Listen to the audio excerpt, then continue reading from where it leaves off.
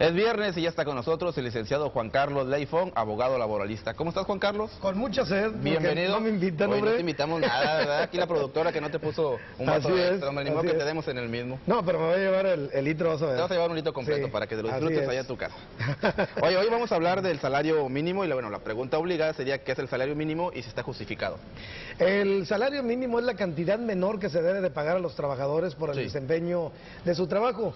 Lo traemos a colación y lo presentamos el día de hoy porque generalmente en los últimos años se ha estado dando un incremento al salario mínimo en el mes de diciembre para que comience a tener vigencia desde el 1 de enero de cada año y hasta el 31 de diciembre. Lo que sucede es de que en esta semana tuvimos un aumento al salario mínimo muy mínimo, como muy siempre, pequeño, sí, del 2.9, pero no es por el aumento que generalmente se da.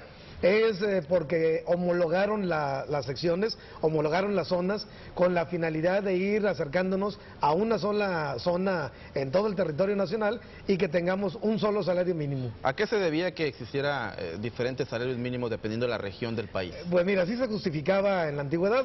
En 1917, que se promulga nuestra Constitución, se crea el salario mínimo, se establece el salario mínimo en el mismo artículo 123 y se establece que se va a poder determinar ese salario mínimo en cada uno de los municipios que había en la República Mexicana, es decir, más de 2,000 regulaciones de salario mínimo.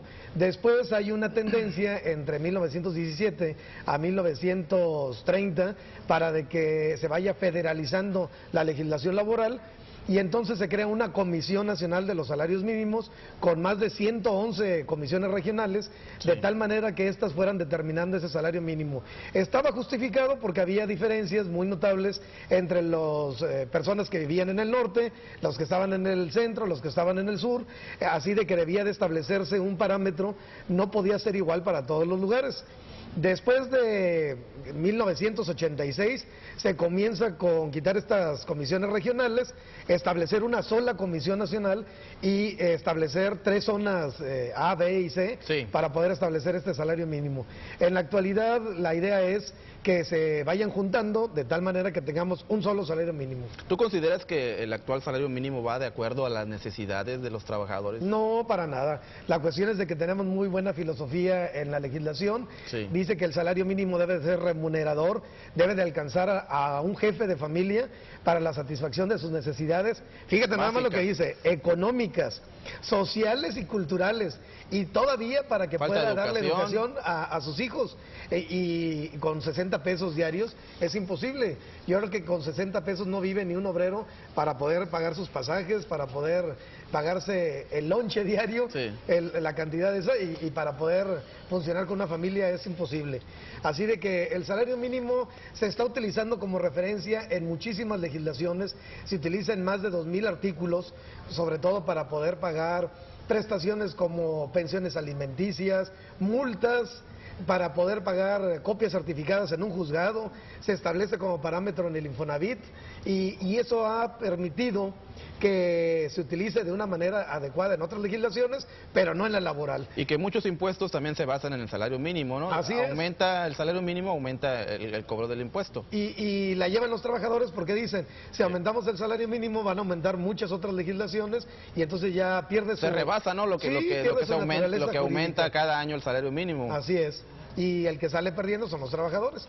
Yo creo que aquí tendríamos que establecer un salario mínimo, sí, con la finalidad de que los patrones sepan a partir de cuándo deben de pagar, pero que esté ajustado a la realidad. En otros países se tiene una diferencia muy pequeña entre el salario mínimo y lo que pueda ganar la siguiente categoría, que puede ser un supervisor o un jefe.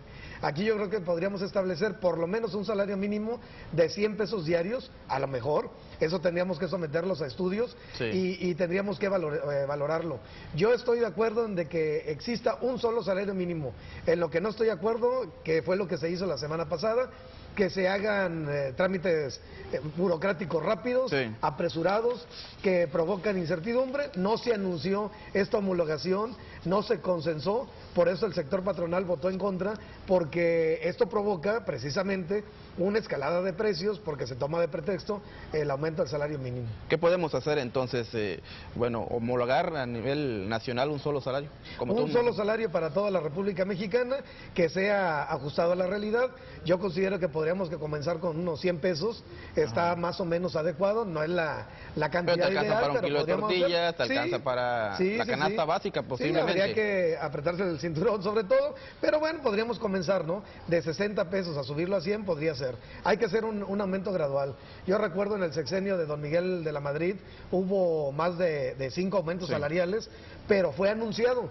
Se les dijo, se va a aumentar el salario mínimo, acostúmbrense a ahorrar, porque después viene un periodo en donde no va a poder haber aumentos. Así de que yo creo que todo se puede hacer si lo planeamos debidamente, si se nos da esa cultura del ahorro, la cultura del pago y poder hacer este establecimiento. Y es que cuando hablamos del salario mínimo, Juan Carlos, pues estamos hablando de 60 pesos diarios.